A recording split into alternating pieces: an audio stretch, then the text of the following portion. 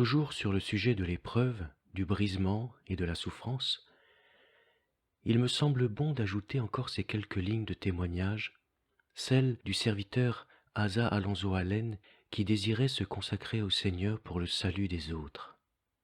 Écrites dans les années 1950, elles sont singulièrement actuelles. La nature de l'homme reste la même. Nulle question de donner une formule pour obtenir la victoire ou la foi, ni un moyen d'éviter la croix, mais simplement une confirmation que c'est bien celui qui s'abaisse volontairement qui sera élevé. L'œuvre de la croix se lie à chaque ligne, car c'est une médecine amère pour le chrétien charnel et égoïste, mais acceptée avec contrition et foi, elle devient un sûr remède contre notre impuissance spirituelle. Nous allons séquencer ce texte en 4 parties. Premièrement, l'abnégation, ou le renoncement à soi-même. Deuxièmement, se charger de sa croix pour suivre Jésus. Troisièmement, il faut que je diminue. Du texte de Jean 3,30, il faut qu'il croisse et que je diminue. Et quatrièmement, il faut qu'il croisse, tiré du même texte. Premièrement, l'abnégation ou le renoncement à soi-même. Luc 9,23 nous dit « Si quelqu'un veut venir après moi, qu'il renonce à lui-même, qu'il se charge chaque jour de sa croix et qu'il me suive. » Le chemin que Jésus a suivi est un chemin de renoncement à soi. Vous prenez connaissance de ce témoignage parce que vous désirez le suivre. Alors renoncez à vous-même. On a dit de lui « Personne n'a jamais parlé comme cet homme » et j'ajouterai que peu d'hommes ont jamais vécu comme cet homme. Bien peu ont appris à renoncer à eux-mêmes. Nous lisons dans l'Écriture que Jésus, en Marc 1,35, comme il faisait encore fort obscur, s'étant levé, sortit et s'en alla dans un lieu écarté pour prier. Et ceux qui voudraient faire les mêmes œuvres que lui ne se trouvent que peu ou pas de temps pour la prière. Peu nombreux sont ceux qui supportent la solitude. Ils font de belles prières en public ou quand on les entend, mais les heures de prière solitaire pendant la nuit n'apportent pas de gloire à leur ego, car notre moi préfère un endroit plus confortable où se remettre à dormir. Le moi dit « le repos m'est nécessaire ». En public, il s'engagera peut-être avec le sourire à donner 1 heure tôt le matin ou la nuit pour prier, tout heureux d'avoir fait ce sacrifice et de penser que son voisin aura une bonne opinion de lui. Mais quand son réveil sonnera, il l'arrêtera et se rendormira, se disant que cela ne sert à rien de prier quand on n'en ressent pas le besoin. Jésus a dit qu'il renonce à lui-même. Ceci est un sacrifice, le vrai, que Dieu honore. Au début de mon ministère dans le sud du Missouri, des foules vinrent assister à mes réunions. Mais pendant 1 semaine, personne ne répondit à l'appel. Nous comprîmes, ma femme et moi, que cela devait changer, et nous décidâmes de passer une nuit en prière pour que des âmes puissent être sauvées. Nous étions déjà très fatigués, car la réunion avait duré longtemps et s'était révélée difficile de surcroît. La lassitude commençait à nous gagner et il nous semblait même impossible de rester éveillés. À chaque instant, nous devions nous réveiller l'un l'autre. Il n'y avait ni cri, ni excitation, rien pour nous tenir éveillés, pas de musique, sinon que de savoir que dans cette belle localité, dont Dieu nous avait donné la responsabilité, des âmes se perdaient. Et nous avions promis à Dieu de prier jusqu'à la victoire, comme Jacob. Au lever du soleil, nous savions que nous avions tenu notre promesse et savions aussi que quelque chose allait se passer. Nous étions impatients d'arriver au soir, car, en effet, ce fut la victoire. L'un après l'autre, les auditeurs répondirent à l'appel, jusqu'à ce que 19 eussent trouvé le salut et chantent les louanges de Dieu. Ceci se passait dans une petite école de campagne, avec un serviteur qui prêchait seulement depuis 3 semaines. Quand nous rentrâmes ce soir-là, nous avions appris une leçon. Il vaut la peine de renoncer à un repos légitime, il vaut la peine de prier jusqu'à l'exaucement. Le moi dit « prie si tu en as envie. Le renoncement à soi dit prie n'importe quand et quoi qu'il t'en coûte. Il y a des moments où la prière est une joie, un rafraîchissement pour l'âme lassée, mais il est des moments où la prière signifie rencontrer l'ennemi sur le champ de bataille, s'emparer par la force des choses qui sont à nous, de droit, mais dont Satan voudrait à tout prix nous priver. Parfois, nous devons lutter dans la prière comme Jacob quand il s'écria « Je ne te laisserai point aller que tu ne m'aies béni ». Genèse 32, 26. La réponse est parfois lente à venir, et nous devons, en ce cas, persévérer comme Daniel pendant 3 semaines entières. Daniel 10, verset 2. D'autres fois, ce combat peut nous laisser anéantis, les nerfs usés, comme ce fut le cas pour Élie quand il eut fait tomber le feu et la pluie. Voyez 1 Roi chapitre 18 et 19. Dans ce cas, la prière exige un renoncement à soi, mais cela en vaut la peine. Il n'y a que celui qui croit dans la puissance de la prière qui, afin de prier, renoncera au repos qu'exige son corps et aux occupations que demande notre entendement. Mais la promesse de Dieu est formelle. Tout ce que vous demanderez avec foi par la prière, vous le recevrez. Matthieu 21, 22. La prière résolue est la source de la plus grande puissance qu'il y ait sur terre. L'Église primitive a prié 10 jours et ce fut le miracle de la Pentecôte.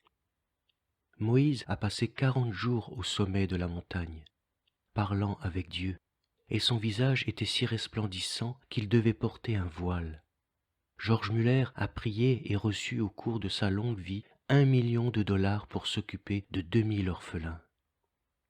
Jésus monta sur la montagne pour prier et revint pour chasser des démons qui ne sortent que par la prière et le jeûne. Marc 9, 29. Certes, il n'a pas dit au malheureux père « Cette sorte de démon ne sort que par la prière et le jeûne. Attends jusqu'à ce que j'aie pu accomplir ces actes. » Jésus avait déjà jeûné, il avait déjà prié. Le renoncement à soi, le jeûne et la prière faisaient partie de sa vie quotidienne. C'était une habitude de vie. Il priait d'abord, et quand il se trouvait en présence d'une détresse, il avait déjà acquis la victoire. Ainsi était-il prêt à répondre à tous les besoins qu'il rencontrait. Il y a bien des gens qui pensent avoir renoncé à eux-mêmes, mais ils ne l'ont fait que dans un but égoïste, pour que leur voix soit entendue au ciel, voir Ésaïe 58, versets 3 jusqu'à 7. Le jeûne est une partie importante du renoncement à soi, d'autant que le désir d'une nourriture riche, savoureuse et agréable est l'un des plus forts désirs du moi. Ce fut pour de la nourriture qu'Ésaü vendut son droit d'aînesse. Au désert, Satan s'approcha tout d'abord de Jésus pour le tenter dans son besoin de nourriture. Paul, le grand apôtre de la puissance, déclare qu'il jeûne souvent. 2 Corinthiens 11, 27. La nourriture en elle-même n'est pas péché, mais si on lui accorde une importance exagérée, et si elle devient une idole, si elle nous empêche de renoncer à nous-mêmes, elle devient péché. Paul avertit les Philippiens en leur disant « Ne tombez pas dans le piège de ceux qui marchent en ennemis de la croix du Christ. Leur fin est la perdition. Ils ont pour Dieu leur ventre et mettent leur gloire dans ce qui fait leur honte, n'ayant de pensée que pour les choses de la terre. » Philippiens 3, 18 à 19. Nombreux sont ceux qui, aujourd'hui, préfèrent se priver de ce que Dieu a de meilleur plutôt que d'un bon repas et qui, cependant, voudraient posséder la puissance miraculeuse de Dieu. Il m'a été très dur de rester à genoux dans ma chambrette alors que les fumées d'un bon repas parvenaient jusqu'à mes narines. Et ce fut seulement lorsque je m'en détournai résolument que j'entendis la voix de Dieu. À ce moment précis où je prouvais à Dieu qu'il était plus pour moi que la nourriture, et que mon ventre n'était pas mon Dieu. Le jeûne en lui-même ne peut donner la puissance d'opérer des miracles s'il n'est pas observé convenablement.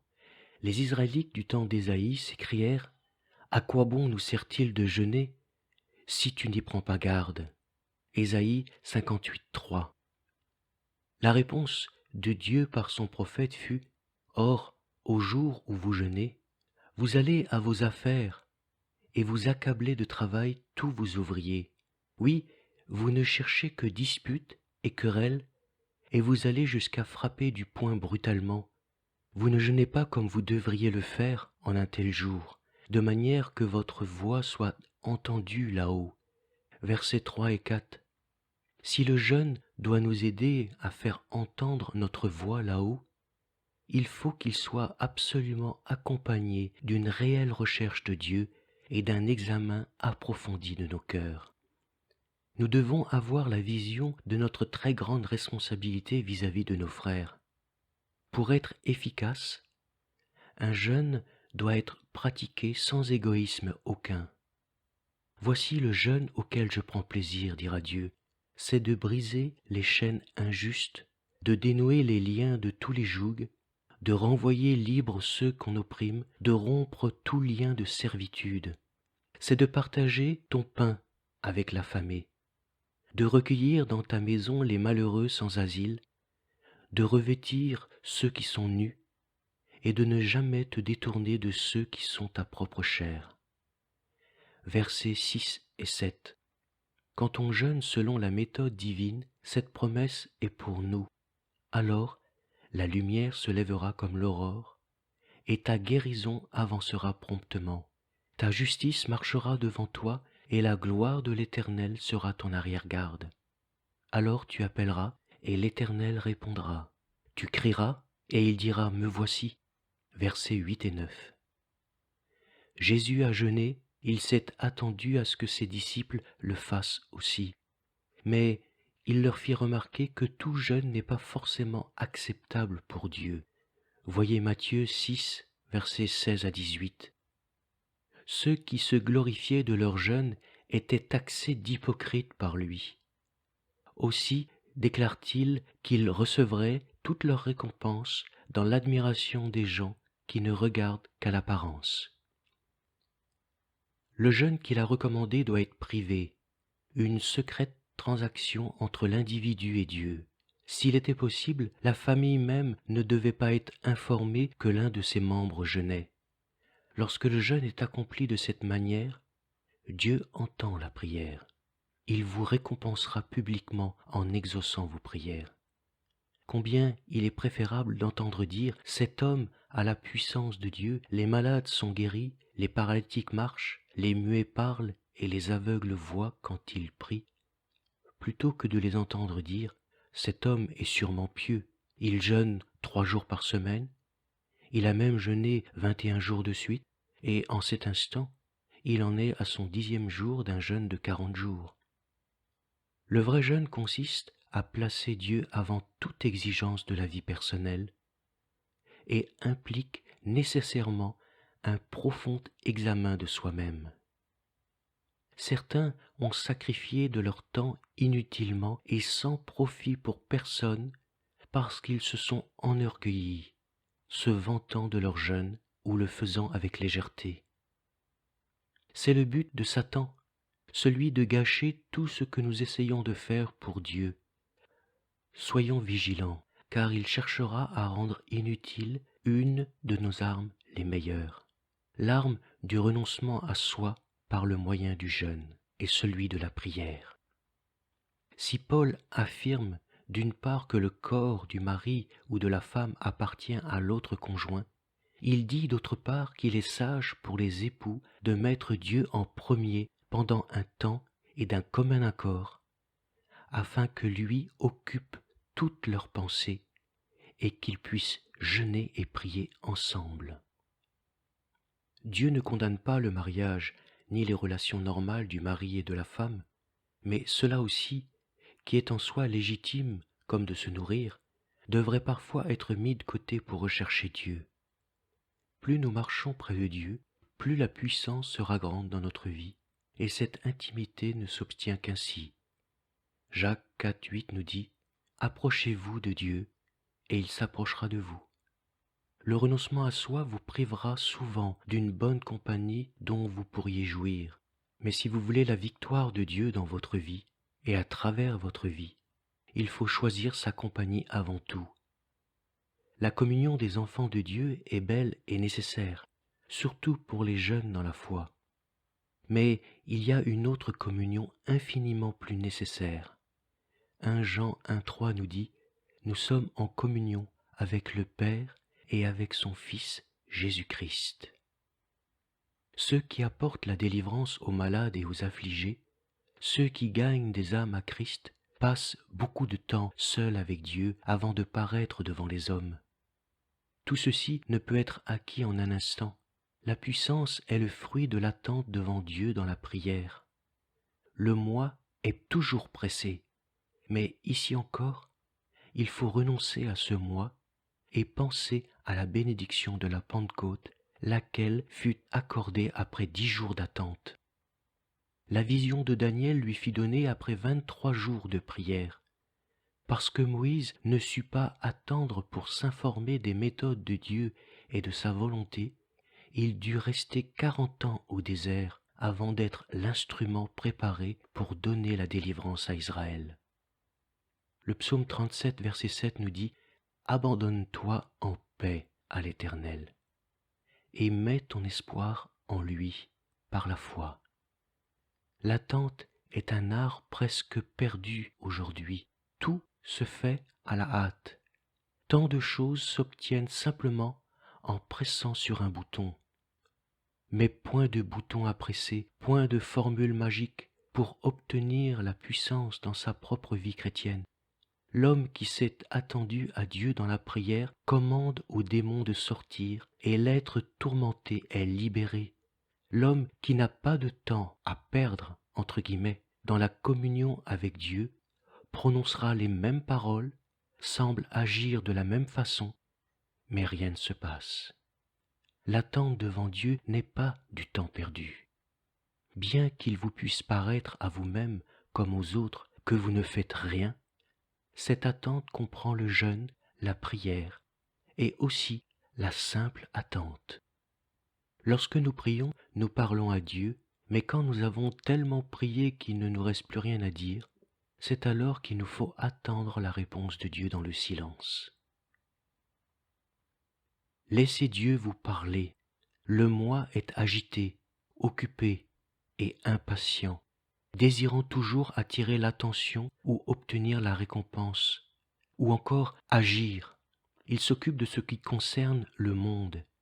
Et pourtant, il est bien écrit, si quelqu'un veut venir après moi, qu'il renonce à lui-même. Luc 9, 23. Voulez-vous le suivre? Voulez-vous faire les œuvres qu'il fit? Voulez-vous la victoire dans votre vie, sur tous vos ennemis? Alors attendez-le dans la prière jusqu'à ce qu'il parle à votre âme et vous dévoile les choses auxquelles le moi n'a pas encore renoncé. Que sa vie de renoncement devienne votre modèle. Alors vous serez sur le chemin qui mène à la puissance qui opère des miracles. Luc 9, 23 nous le rappelle. Si quelqu'un veut venir après moi, qu'il renonce à lui-même, dans les détails de sa vie, qu'il se charge de sa croix dans les détails de sa vie, et qu'il me suive. Deuxièmement, se charger de sa croix pour suivre Jésus. Le gain du renoncement à soi sera minime si vous ne vous chargez pas de votre croix pour suivre Jésus. La croix, c'est l'effort, le fardeau, la souffrance ou le sacrifice que nous pourrions éviter, mais dont nous nous chargeons ou que nous endurons volontairement pour apporter le salut, la délivrance ou la guérison à ceux que nous ne pouvons atteindre autrement. Regardant à Jésus qui, en vue de la joie qui lui était offerte, a souffert la croix. Hébreux 12, verset 2.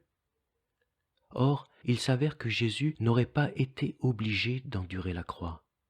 Le soir de son arrestation, il déclara qu'à cette heure même, il aurait pu prier le Père qui lui aurait alors envoyé 12 légions d'anges pour le sauver. Matthieu 26, 53-54. Jésus alla à la croix parce qu'il avait décidé dans son cœur d'obéir à Dieu, d'accomplir les Écritures et de délivrer la race humaine, pécheresse et perdue, de la double malédiction du péché et de la maladie. Il l'a fait en subissant la flagellation et en se laissant immoler sur la croix comme un agneau, sans défaut et sans tache. Moïse a eu la même attitude quand il se détourna du trône d'Égypte pour s'identifier à ses frères, race d'esclaves, afin de leur apporter à tous la délivrance en souffrant et en se sacrifiant. Hébreux 11, 24, 26. Paul prit la même résolution lorsqu'il quitta sa place d'honneur au Sanhédrin pour se joindre à la secte méprisée et persécutée des chrétiens, et cela afin de ne pas désobéir à la vision céleste, mais d'apporter la délivrance aux gentils. Il a suivi Jésus en portant sa croix, en renonçant à lui-même, quand il a dit « Lié par l'Esprit, je vais à Jérusalem sans savoir ce qu'il doit m'arriver. Seulement le Saint-Esprit m'avertit de ville en ville que des chaînes et des afflictions m'attendent. Mais je n'attache pour moi-même aucun prix à ma vie, pourvu que je rende témoignage à l'évangile de la grâce de Dieu. » Acte 20, versets 22-24. Lorsque Charles Finet abandonna une carrière d'avenir pour entrer dans le ministère, il se chargea chaque jour de sa croix. Mais encore ne suffit-il pas de se charger de sa croix, il faut la prendre chaque jour, volontairement, fidèlement et sans irritation. Il est facile de faire un acte de consécration, de se charger de sa croix lors d'un moment d'émotion, au cours d'un appel, mais beaucoup oublient de la reprendre le lendemain matin, comme le surlendemain. Christ n'a jamais lâché sa croix un instant. Même quand il prenait du repos, ce fardeau demeurait sur lui. Quand, affamé et fatigué, il était assis près du puits de Jacob en Samarie pour se reposer pendant que ses disciples allaient en ville chercher de la nourriture, Jésus prit le temps de conduire une âme au salut et de commencer ainsi un grand réveil qui entraîna plus tard la plus grande partie de la Samarie dans le royaume de Dieu. Acte 8. Lorsqu'il éprouva un des plus grands chagrins qu'il ait pu lui arriver en tant qu'homme, la mort soudaine et violente de son cousin Jean-Baptiste, Jésus chercha à se cacher un peu de temps, mais le peuple le suivit, et lorsque Jésus s'aperçut de cela, il fut ému de compassion, sa propre douleur fut oubliée, il prit sa croix, renonça à lui-même, et s'en vint guérir les malades et répondre à leurs besoins. La croix ne fut pas un accident survenant à la fin de la vie de Jésus. Il est né, il a vécu, et il est mort à l'ombre de la croix. Constamment, il savait qu'elle était là, et il n'a pas cherché à l'éviter une seule fois. Jamais il n'a hésité à la prendre pour lui. Chaque jour, dans les détails de sa vie, il n'est pas un seul jour dont il ait dit « Celui-ci m'appartient, je m'en irai demain accomplir l'œuvre de mon Père ». Jamais. Jamais il a fait une expérience dont il ait pu dire « Je puis en jouir, le peuple n'a qu'à attendre, et j'irai répondre à ses besoins ultérieurement ». Même dans ces moments de plus grande souffrance, il n'a jamais pensé « Mon chagrin est tel qu'il m'apparaît juste que cette fois ce soit les autres qui viennent à mon aide ». Ce fut la nuit où il fut livré, sachant que son heure était venue et que le faux disciple qui le trahissait était là, parmi les autres. Ce fut alors qu'il se leva de table pour laver les pieds de ses disciples et qu'il agit selon ce qu'il leur avait annoncé. Le Fils de l'homme n'est pas venu pour être servi, mais pour servir et donner sa vie pour la rançon de plusieurs. Marc 10, 45. Il pourrait sembler que ce fut seulement en ce sombre jour du calvaire que Jésus s'en alla portant sa croix, Jean 19, 16. Cependant, il avait porté sa croix tout le temps qu'il marchait parmi le peuple, pauvre, méprisé, solitaire, incompris, tout en faisant le bien et en guérissant ceux qui étaient opprimés par l'ennemi. Et il l'a fait volontairement pour en amener plusieurs à la gloire. Le monde ne comprendra peut-être pas votre croix ou la mienne, mais chacun a bien sa croix, désignée par Dieu. N'appelons pas seulement notre croix une maladie dont nous n'arrivons pas à nous débarrasser, ou les circonstances pénibles de la vie qui sont notre lot comme le lot de ceux qui ne servent pas Dieu. La croix est ce que nous acceptons volontairement, au prix d'un sacrifice personnel journalier, afin d'obéir à Dieu et d'être une bénédiction pour d'autres. Vous êtes-vous glorifié de porter votre croix? Alors vous avez simplement pitié de vous-même en raison des circonstances de la vie. Avez-vous volontairement pris sur vous les fardeaux, les souffrances et les peines des autres afin de les en décharger et pour apporter délivrance et salut à ceux qui en avaient besoin? Vous prétendez vouloir posséder la puissance qui opère des miracles, mais êtes-vous prêt vraiment à en payer le prix? Êtes-vous disposé à reprendre votre croix chaque jour et à suivre Jésus tout le chemin ainsi? Suivre Jésus entièrement, c'est le suivre au Jourdain, où il fut rempli de l'Esprit, puis au désert, puis dans les heures de jeûne et de prière, dans les heures où son service ne fut pas apprécié, à travers les incompréhensions et les persécutions, dans les nuits d'intercession solitaire et de jeûne. Le suivre encore dans le jardin de Gethsémanée, tandis qu'il portait le fardeau d'un monde perdu, croyant que ses plus fidèles disciples étaient tout près de lui et partageaient ce fardeau alors qu'ils s'étaient tous endormis. Il faut le suivre dans la salle du tribunal, où de fausses accusations sont prononcées contre lui et où d'injustes décisions sont prises. Le suivre enfin là où il fut battu de verge. Aucun recul n'est permis, même devant la douleur et les souffrances de la croix. Vous vous écrierez sans doute, mais je vais donc perdre entièrement ma vie? C'est bien cela. Cependant, Jésus a dit, celui qui voudra sauver sa vie la perdra, mais celui qui perdra sa vie à cause de moi et de l'Évangile la sauvera. Marc 8, verset 35. C'est ici la vie abondante, la vie de puissance, la vie de victoire, déjà personnelle. Elle vous donnera une réelle satisfaction et l'assurance que votre existence n'a pas été vaine. Savoir que nous avons marché dans les pas du Fils de Dieu vaut certainement n'importe quel sacrifice. Troisièmement, il faut que je diminue. Du texte de Jean 3,30. Avec ce texte, Dieu m'entreprit au sujet de mon orgueil. Je n'avais jamais cru être orgueilleux. Si une telle pensée me venait à la suite d'une prédication ou par accusation directe, ou même par l'action de l'Esprit, je m'excusais comme tant d'autres. Mais Dieu le nomma péché. Regard hautain et cœur enflé sont péchés.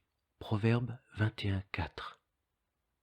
À la lumière de sa présence, il était inutile de tenter des explications. Comme Jean-Baptiste jadis, je fus obligé de reconnaître mon entière dépendance de Dieu et combien mes propres efforts étaient vains. Je réalisais, comme je ne l'avais jamais fait auparavant, que mes efforts étaient si vains que Dieu devait avoir l'entière direction de ma vie. Avant que ceci pût arriver, ma personnalité propre, mes talents, ma connaissance, mes capacités naturelles devaient diminuer d'importance à mes yeux. Depuis lors, j'ai découvert que la puissance et le succès du ministère d'un homme sont en proportion de la grandeur de Dieu qu'il place dans sa vie. Les disciples du Nouveau Testament dépendaient entièrement du Seigneur qui agissait avec eux, confirmait sa parole pour des miracles qui l'accompagnaient. Marc 16, 20. Ils ne s'attribuaient aucune sainteté ou puissance personnelle, capacité personnelle. Bien qu'à leur parole, un homme paralysé depuis 40 ans et qui devait être apporté à l'endroit où il pouvait mendier pour vivre, fut instantanément guéri au point non seulement de marcher, mais également de courir, de sauter, de louer Dieu. Ses disciples étaient les hommes mêmes qui jadis s'étaient réjouis en disant « Seigneur, même les démons nous sont soumis, assujettis en ton nom. » Luc 10, 17. Maintenant qu'ils ont diminué à leurs propres yeux, ils sont prêts pour un plus grand ministère. Écoutons-les parler. Pourquoi avez-vous les yeux arrêtés sur nous, comme si c'était par notre puissance ou par notre propre piété que nous eussions fait marcher cet homme? Acte 3, versets 12 à 16. C'est seulement dans la mesure où la présence de Dieu augmente dans la vie individuelle de ses disciples que la puissance augmente, que la victoire apparaît. Ce constat ne peut se réaliser avant que le moi ait disparu. Si seulement les serviteurs de Dieu, les laïcs, mais aussi chaque témoin du Christ, pouvaient réaliser que ce n'est point par la force ou par la puissance, mais par mon esprit, dit l'Éternel des armées. Zacharie 4, 6. La force et la puissance auxquelles il fait allusion ici sont celles de l'homme et non celles de Dieu. Elles sont naturelles et non surnaturelles, car il y a bien deux sources de puissance. Beaucoup de grandes organisations ecclésiastiques aujourd'hui se vantent de leur puissance, de leur influence ou de leur popularité. Ce pouvoir et cette influence proviennent de la magnificence de leurs grandes églises, de leur imposant compte en banque, de leur force numérique, de leur excellente organisation et de leurs relations avec les gens. Bien qu'ils aient la fortune et l'influence, nombre d'entre eux ne prétendent même pas être nés de nouveau par la puissance de Dieu, mais sont entrés dans l'Église comme dans un club. Le magnifique talent que déploient ces églises, leur service d'adoration bienfaisant engendre le sommeil spirituel. Leur belle forme, tout cela contribue à les rendre populaires. Ainsi ont-elles de la puissance dans le monde des pécheurs religieux et respectables. Inspiré par le Saint-Esprit, Paul nous met en garde contre de tels gens affichant l'apparence de la piété, mais ayant renié ce qui en fait la force, et nous a ordonné de nous en séparer. 2 Timothée 3,5. Si Dieu parlait subitement, comme il le faisait autrefois à travers ses prophètes, dans un de ces cultes soigneusement organisés et préparés, et l'interrompait en dénonçant le péché et en appelant à une vie de sainteté, ces gens-là seraient assurément offusqués. Ils ne laissent aucune place dans leur culte à la manifestation surnaturelle de la puissance de Dieu, remettant en cause les influences mondaines. Il est vrai qu'un certain sentiment de sécurité et de puissance nous envahit lorsque nous avons achevé la construction d'une belle église, quand toute son organisation marche bien, quand la crainte de ne pas pouvoir faire face à nos obligations financières a disparu, et que nous atteignons les foules avec l'Évangile, nous ne ressentons pas le besoin pressant du miracle de Dieu. Rien de tout cela n'est faux en soi, et nous pouvons en remercier Dieu, mais toutes ces choses ne valent rien sans la vie. Elles ne sont que coquilles vides, vases vides, aucun parfum à l'intérieur, si la puissance surnaturelle de l'Esprit de Dieu n'est pas présente. C'est une simple tour de Babel s'élançant vers le ciel et condamnée à la faillite et à la confusion, bien qu'apparemment ce soit le succès. C'est précieux d'avoir du talent et de le consacrer à la gloire de Dieu.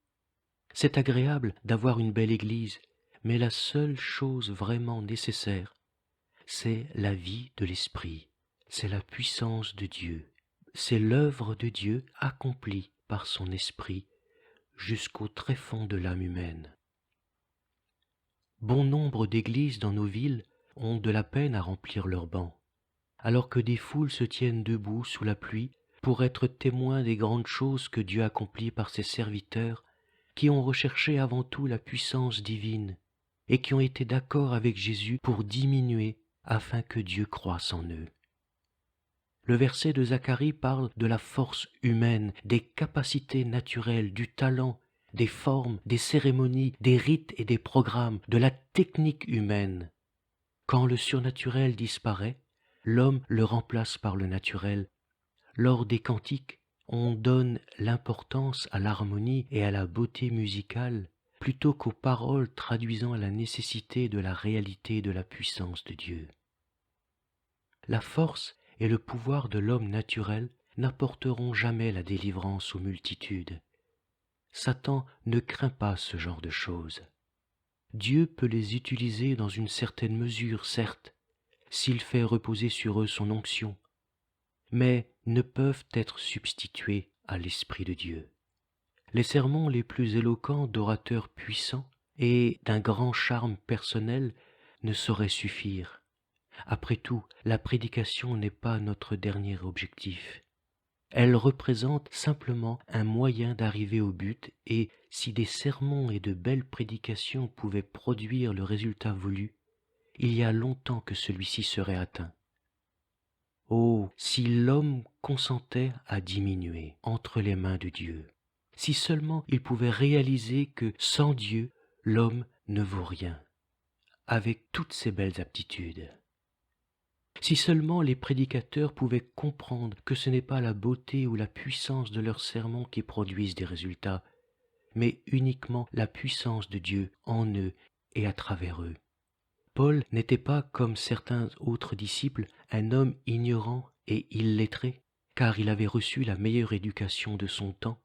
Son discours à Athènes est encore considéré comme l'un des plus persuasifs et des plus classiques, quant à la forme et quant au fond. Voir Acte 17, versets 22 à 31. Son éducation et sa réputation étaient telles qu'il pouvait déclarer à ses amis « Ce n'est pas que je n'eusse sujet, moi aussi, de me confier en la chair.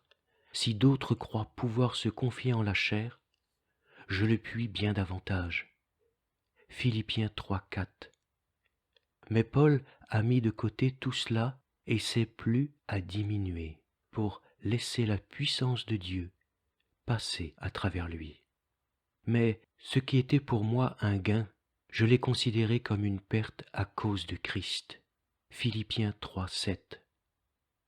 Ainsi Paul, bien qu'il fût capable d'éloquence, écrivait aux Corinthiens « Ma parole et ma prédication n'ont pas consisté dans les discours persuasifs de la sagesse, mais dans une démonstration d'esprit et de puissance. » 1 Corinthiens 2, 4. Dans le verset suivant, Paul dit aux Corinthiens pourquoi il a mis de côté tous ses talents naturels pour dépendre de la puissance de Dieu et d'elle seule, afin que votre foi fût fondée non sur la sagesse des hommes, mais sur la puissance de Dieu. Si aujourd'hui on redonnait à la puissance de Dieu sa vraie place, déjà au sein de notre famille, la foi d'un plus grand nombre de personnes serait fondée non sur leur Église ou sur des préceptes d'hommes, sur une doctrine ou sur des techniques religieuses, mais bien sur le Seigneur, sur la personne de Jésus-Christ. Paul reconnaissait l'importance de l'onction de l'Esprit sur sa prédication. Non que par nous-mêmes nous soyons capables de penser quelque chose qui nous viendrait de notre propre fond humain. Toute notre capacité, au contraire, vient de Dieu.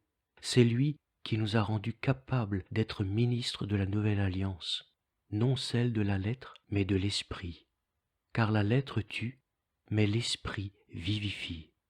2 Corinthiens, chapitre 3, versets 5 à 6.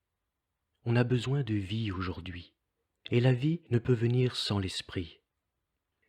Dieu fera de nous des témoins capables d'apporter la vie et la délivrance, de vrais témoins du Nouveau Testament, pour autant que nous laissions diminuer notre moi avec ses capacités naturelles, que nous ne lui prêtions aucune attention et, au contraire, que nous le reléguions en arrière-plan. Bien que Paul, grâce à sa belle éducation et à ses expériences riches et variées, eût des connaissances au-dessus de la moyenne, il fut prêt à mettre tout cela de côté et déclara qu'il était déterminé à ne rien savoir que Christ. 1 Corinthiens 2, 2. La connaissance enfle. 1 Corinthiens 8, 1. Certaines personnes ne sont d'aucune utilité à Dieu parce qu'elles en savent trop. Paul signale de tels chrétiens dans l'église de Corinthe. Voyez 1 Corinthiens 4, 18. Ils sont de grande taille, dit-il, et doivent diminuer ou désenfler. C'étaient de bons orateurs, mais Paul déclara que le test de leur valeur chrétienne réside non dans leur discours, mais dans leur puissance. Car le royaume de Dieu consiste non en paroles, mais en puissance. Verset 20. Combien il est facile de voir que cela est vrai, et combien nous sommes insensés lorsque, par orgueil, nous essayons de paraître ce que nous ne sommes pas. L'orgueil revêt 5 formes. L'orgueil de l'apparence, nous avons meilleure façon que ceux qui nous entourent.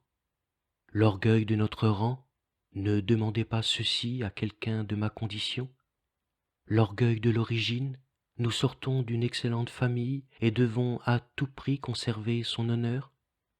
L'orgueil de l'efficacité dans notre travail, chacun devrait constater que nous sommes les plus capables et que personne ne peut nous remplacer.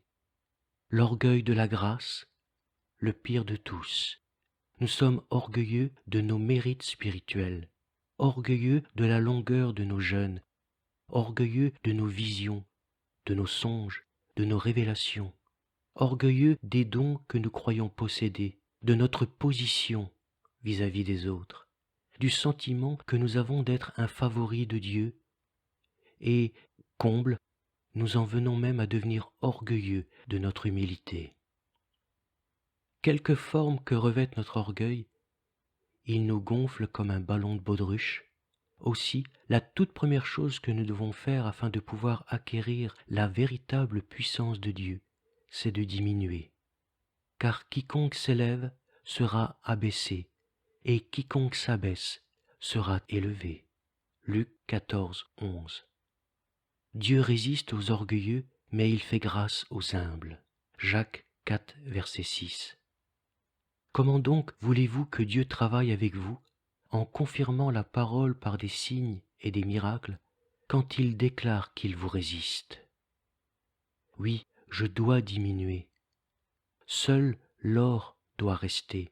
Toutes les scories doivent disparaître avant que Dieu puisse travailler comme il le désire. Il reste bien peu de choses lorsqu'elles ont été éliminées. Et puis, quatrièmement, il faut qu'il croisse. Du même texte que Jean 3,30. N'avez-vous jamais traversé une prairie en observant la montagne qui se dressait à l'horizon? Au premier abord, cette dernière paraît être très petite, mais à mesure que vous avancez, que vous vous en rapprochez, vous êtes étonné de constater qu'elle grandit vite. En réalité, la montagne ne grandit pas, elle reste toujours la même. C'est vous qui vous en êtes approché. C'est exactement ce qui se passe lorsque Dieu grandit dans une vie. Il est le même Dieu hier, aujourd'hui et éternellement. Il est le même Dieu pour tous les hommes. Mais aux yeux de certaines personnes, il paraît un petit Dieu limité et impuissant, dont on ne peut vraiment pas s'attendre à ce qu'il accomplisse quelque chose d'important. Il est tel parce que ces gens vivent trop loin de lui. Dans Jacques 4, 8, il nous est recommandé de nous approcher de Dieu.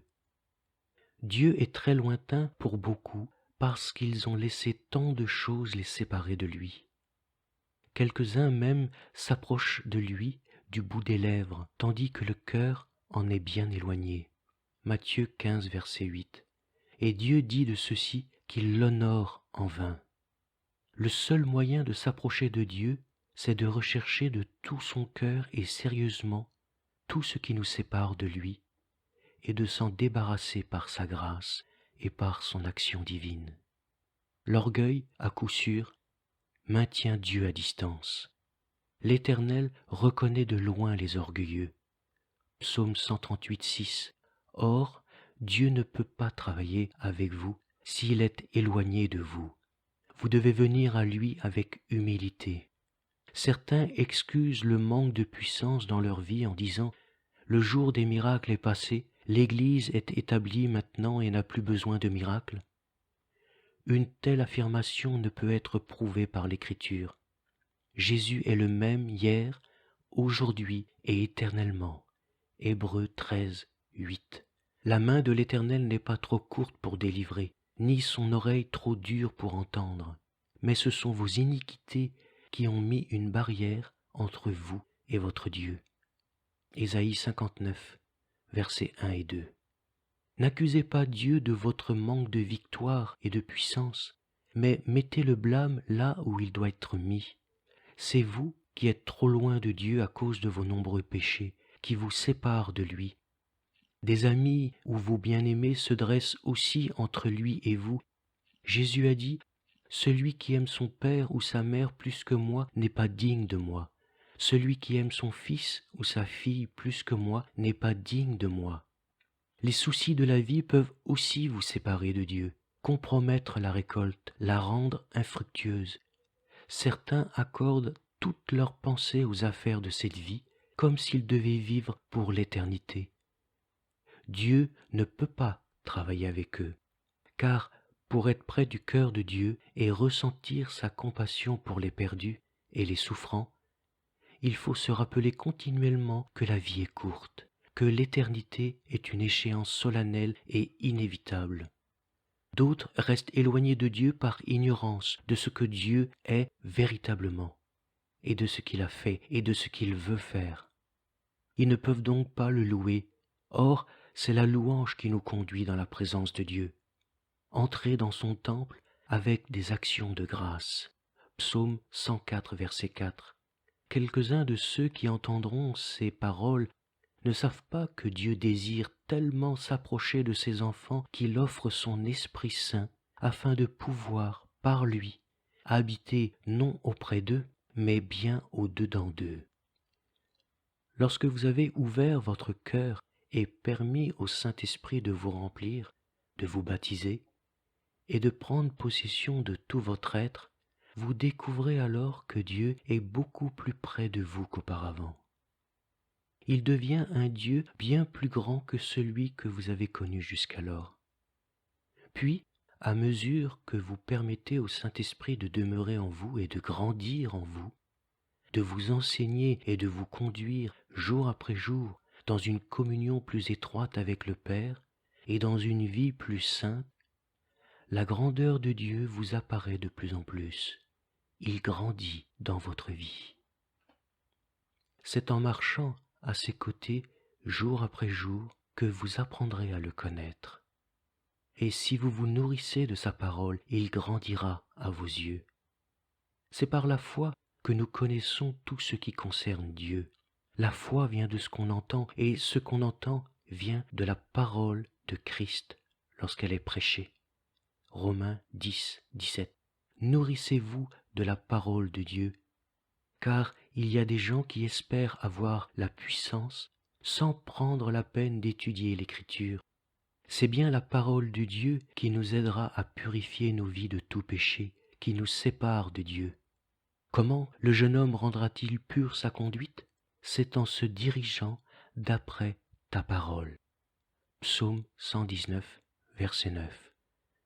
Et en demandant à Dieu de l'aider à l'appliquer à sa vie.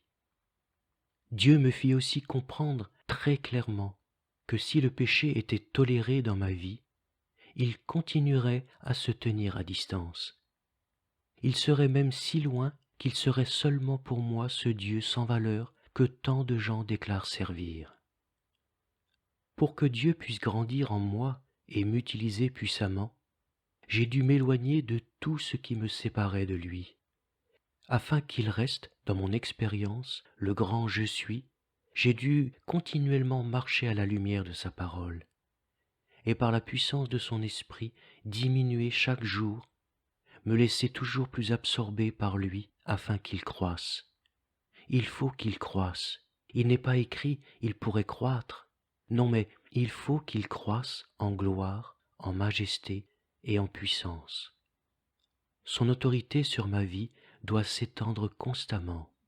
Galates 2:20 nous dit « Je suis crucifié avec Christ.